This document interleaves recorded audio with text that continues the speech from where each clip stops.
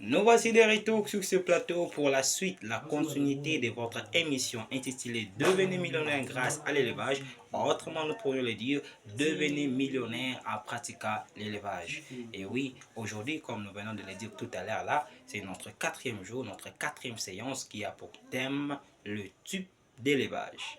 Avant d'entrer en profondeur de notre sujet, de notre thème d'aujourd'hui, je vous prie encore une fois de plus, chers frères, chers élèves, chers membres du groupe, l'ensemble des élèves, de prendre un cahier, un stylo, un bloc-notes, de pouvoir notifier ensemble avec moi le type d'élevage.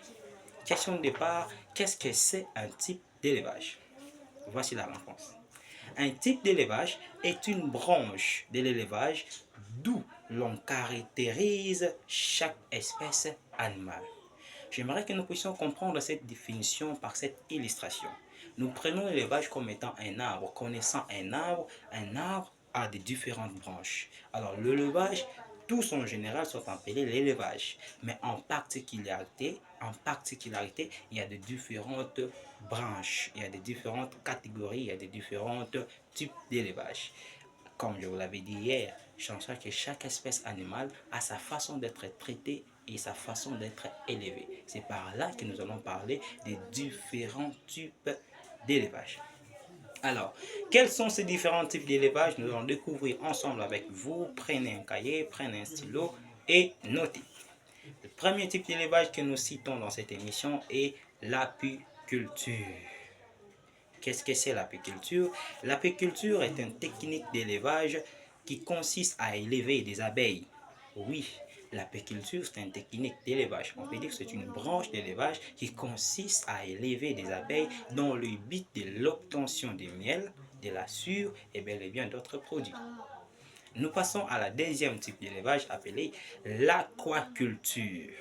L'aquaculture est un type ou branche d'élevage qui consiste à élever des animaux aquatiques. Quand vous entendez des animaux aquatiques, c'est-à-dire des animaux qui vivent dans l'eau. Autrement, nous pouvons dire des poissons et bel et bien d'autres animaux aquatiques que vous connaissez. Troisième type d'élevage que nous citons dans cette émission est l'aviculture. L'aviculture, c'est un élevage qui consiste à élever des oiseaux, autrement appelés des volailles.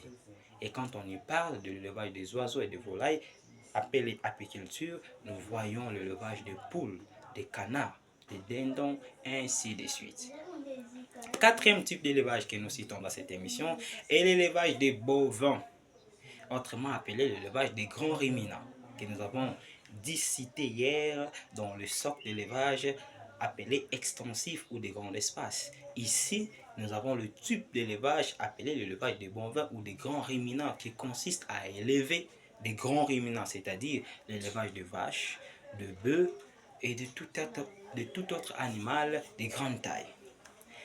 Et ensuite, nous avons l'élevage des caprins.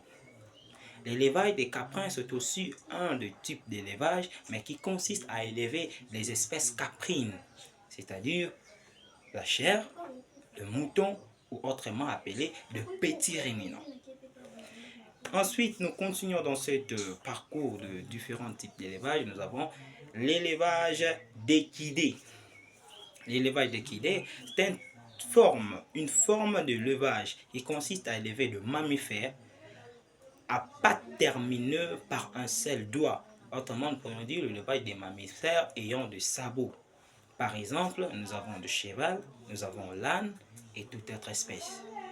Ensuite, nous continuons le levage des camélidés comme étant l'une des formes d'élevage. L'élevage des camélidés, c'est un élevage des mammifères ruminants ongulés sans cornes et à estomac sans feuillet.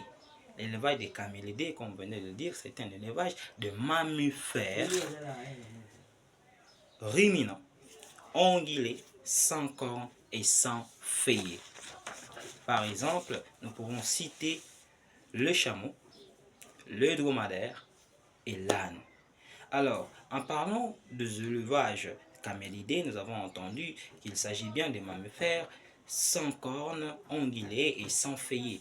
Qu'est-ce que c'est le feuillet? Quelqu'un peut penser peut-être que c'est une feuille. Non, en parlant du feuillet, là nous voyons, c'est ce qu'on appelle le polygastrie, c'est-à-dire les êtres vivants ayant 4 poches d'estomac. Autrement, nous pourrions dire qu'il s'agit bien de ruminants, parce que des ruminants généralement sont de polygastrie. En parlant de ces 4 types, 4 poches d'estomac, nous avons la première poche, celle qui est le plus grand, est appelée rumen ou le pons. Deuxième poche, il y a le bonnet. Troisième poche, il y a le feuillet dont nous avons parlé tout à l'heure. Et enfin, il existe la caillette, appelée aussi le 4e estomac.